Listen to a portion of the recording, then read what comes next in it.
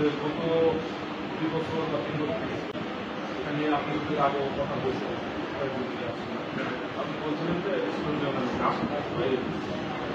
এইগুলো বিষয় নিয়ে এখন রেজাল্টের যে অবস্থা খারাপ হয়ে যাচ্ছে। এইসব কারণে কোনো ছেলেদের ভালোবাসা বলি তো হ্যাঁ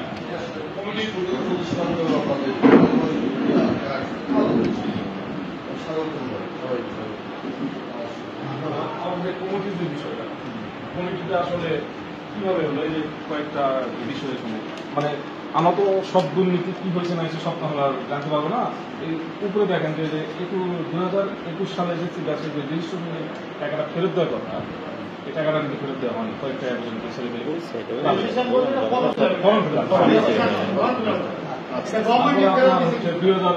সাল না 2022 সাল আপনার স্টুডেন্ট যে আইডি কার্ডটা এটার জন্য টাকা জমা নিয়েছে, সেই টাকাগুলো সেই টাকাগুলো নাকি নিয়ে আইডি কার্ড দেওয়া হয়নি। এই টাকাগুলা কিভাবে কি খরচ হয় কি আচ্ছা, প্রথম দাবি এখানে যেটা হয়েছে, প্রথম দাবি হচ্ছে বিদ্যালয়ের অবৈধ যে কমিটিটা আছে এই অবৈধ কমিটি বাতিল করতে। দ্বিতীয় নম্বর আছে প্রধান শিক্ষককে পদত্যাগ করতে হবে। তৃতীয় যে আছে প্রতিষ্ঠানের নিয়োগ বাণিজ্য এবং সকল দুর্নীতির সঠিক হিসাব দিতে হবে। নিয়োগ যে বাণিজ্যটা হচ্ছে এখানে এটা সবাই জানে, আমরা এটা প্রমাণ দিতে পারবো না কিন্তু সবাই জানি এটা হয়। এই জিনিসগুলা একটা হিসাব দিতে হবে। 4 নম্বর আছে বিদ্যালয়ের পড়ালেখার মান উন্নয়ন করতে হবে, বিদ্যালয়ের পড়ালেখার মান 4 নম্বর বিষয়। 5 নম্বর হচ্ছে বিদ্যালয়ের নিয়ম শৃঙ্খলা ফিরে আনতে হবে এবং এই ব্যাপারে কার্যকর ব্যবস্থা গ্রহণ করতে হবে। 6 নম্বর আছে 2021 সালের এসএসসি ব্যাচের রেজিস্ট্রেশন মানে ফর্ম ফিল আপে টাকাটা ফেরত দেওয়া হয়নি আর কি। এই বিষয়টা আমাদের কাছে একটু বলতে হবে কি হয়েছে। 7 নম্বর হচ্ছে প্রাইভেট এবং কোচিং যে অবৈধ নিয়মগুলো শুরু হয়ে গেছে এলাকায় আমাদের শিক্ষার্থীদের স্কুল করতে এত প্রাইভেট কোচিং মানে করে রেজাল্ট ভালো না হয়, এই প্রাইভেট কোচিং এর দরকার নেই, স্কুল করলে তো জিনিসটা ভালো না। 8 নম্বর হচ্ছে বিদ্যালয় চলাকালীন কোনো শিক্ষক শিক্ষিকা এবং ছাত্রছাত্রী প্রয়োজন ছাড়া কেউ বাইরে আসতে পারবে না। 8 নম্বর। 9 নম্বর বিদ্যালয়ের মাঠের যে সংস্কারের অনুদানগুলো আসে এটাতে মাঠ সংস্কার হয় না, এই হিসাবটা দিতে হবে। আসলে বিদ্যালয়ের সংস্কার আজ পর্যন্ত হয়নি, সংস্কার আসে। আচ্ছা 10 নম্বর হচ্ছে 2022 সালে ছাত্রছাত্রীর নিকট হতে স্টুডেন্ট কার্ড বাবদ 250 টাকা গ্রহণ করা হয়েছে। যারা এখনো কোনো ছাত্রছাত্রী কার্ড পায়নি তার কারণ ব্যাখ্যা করতে হবে এবং টাকার যে হিসাবটা আসলে কি খাতে ব্যবহার হয়েছে এটার একটা হিসাব দিতে হবে। আর 11 নম্বর হচ্ছে ভোটের মাধ্যমে এখন থেকে স্কুলে কমিটি গঠন কোনো এখানে সভাপতি বা যেটা আগে হচ্ছে যেটা আগে হতো এই জিনিসটা এখন যে জিনিসটা হয়েছে আপনাদের এই স্কুল কমিটির মধ্যে পুরোপুরি রাজনীতি, আপনার রাজনীতি প্রভাব খাটায় আপনি আপনার পছন্দ মতো কমিটি গঠন করতেছেন, যার কারণে আজকে স্কুলের এত দুর্নীতির খবর আসতেছে, আপনার স্কুলের রেজাল্টের খারাপ অবস্থা হচ্ছে। এইগুলা সব কিন্তু এই আপনার এই অযোগ্য কমিটি যেটা রাজনৈতিক কারণে হয়েছে সেটার কারণে কিন্তু আপনার এই স্কুল প্রতিষ্ঠার পর থেকে এইরকম কোনো রেকর্ড ছিল না যে টাকার বিনিময়ে বা টাকার নেন আপনি সেটা বড় বিষয় না, টাকার বিনিময়ে আপনার অযোগ্য লোক যাচ্ছে, আপনার যোগ্য লোক থাকতে আপনার অযোগ্য লোক যাচ্ছে। এই যে টাকাগুলো নিলেন এটাগুলো আসলে কি করবেন? এই টাকাগুলো আপনি স্কুলের কাছে ব্যয় করলেন না আপনি আপনার পকেটে ঢুকাবেন? এটা তো ইনশোর করতে হবে।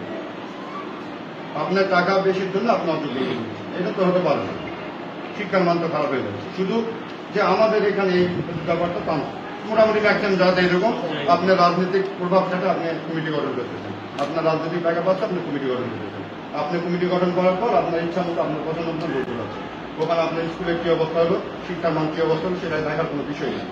এইগুলো তো মনে করেন যে ওই সময়টা ছিল যখন মানুষজন কথা বলতে পারে যা ইচ্ছা তাই করতে, এখন তার ওই সময় নেই। এখন আমাদের এটা আমাদের এলাকার আমাদের প্রতিষ্ঠান এবং এটা একটা ঐতিহ্যবাহী প্রতিষ্ঠান, অত্র এলাকায় নাম আছে, সেই নামটা ঢুকতে বসছে এবং তাই না আপনি যেখানে ছিলেন 1 নম্বরে, আপনার সরস্বতী স্কুল থাকতে 1 নম্বরে, সেখানে আজকে রেজাল্টটা আপনার কোন জায়গায় হবে? এখানে আমাদের ছোট ভাই বা যারাই যাচ্ছে এটা কি শিখতেছে, এদের কাছে আমরা কি ভাষা ধরতে যদি এখান থেকেই যদি ভালো কিছু না শিখে, এটা অনেক আমাদের দাবি দেওয়া। আরেকটা বিষয় যে কি আছে এটা টিচারদের প্রাইভেট চেয়ার করানো, সকালে কোনো প্রাইভেট ক্লাস থাকবে না, টিচাররা তারা 10টার সময় আসবে স্কুলে প্রাইভেট কমপ্লিট করবে, কমপ্লিট করার পর বিএ ক্লাস শেষ হওয়ার পর কত এটা হতে পারে, কিন্তু মাস্টার সঙ্গে আমরা স্কুলে হয় না। আমার কথা হচ্ছে 2 ঘন্টা এনার্জি ওখানে খেটে আসে। স্টুডেন্ট মনে করেন সবকিছু প্রাইভেট করে আসলো, করে আসার পর ওখানে অটোমেটিক একটা মানুষের থাকবে না। 6টা থেকে 10টা পর্যন্ত একজন টিউশনই করায়, ওই শিক্ষক স্কুলে আসে 6টা থেকে 3 ঘন্টা অনেক ভেদা ভেদা করে আসলো, তাহলে এখানে এসে পড়ার কোনো আসবে না। মূল বিষয়টা হলো ছাত্রছাত্রীদের স্কুলমুখী করতে হবে। এটা প্রাইভেট বা কোচিং এর উপরে ওরা ডিপেন্ডেবল হবে, এটা আমরা চাচ্ছি না।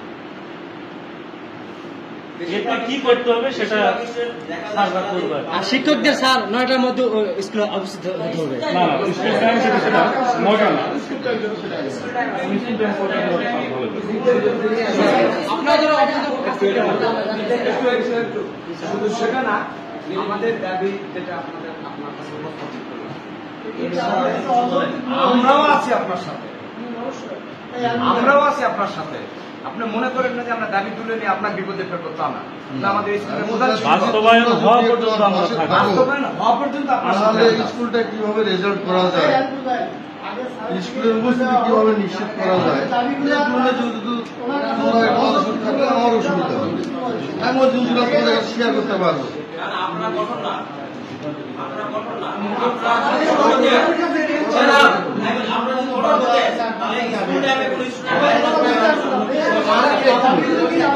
কঠোরের কথাই একটু কঠোরের কথা বলি। একজন করে ভাই, প্রথমে আমি 10টা থেকে 4টা পর্যন্ত গেট বন্ধ করে দিয়েছিলাম, এবার গেটটা বন্ধ করে দিয়েছিলাম। স্থানীয় কিছু লোক আসে আমার কোনো চাপ সৃষ্টি করে।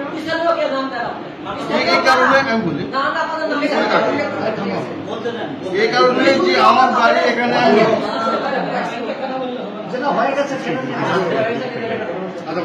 আমার বাড়ি এখানে, আমার বাচ্চা এখানে ভাগ মাঝখানে আমি স্যারের সাথে শেয়ারটা করলাম, স্যার আমি কি করবো এটা এখন?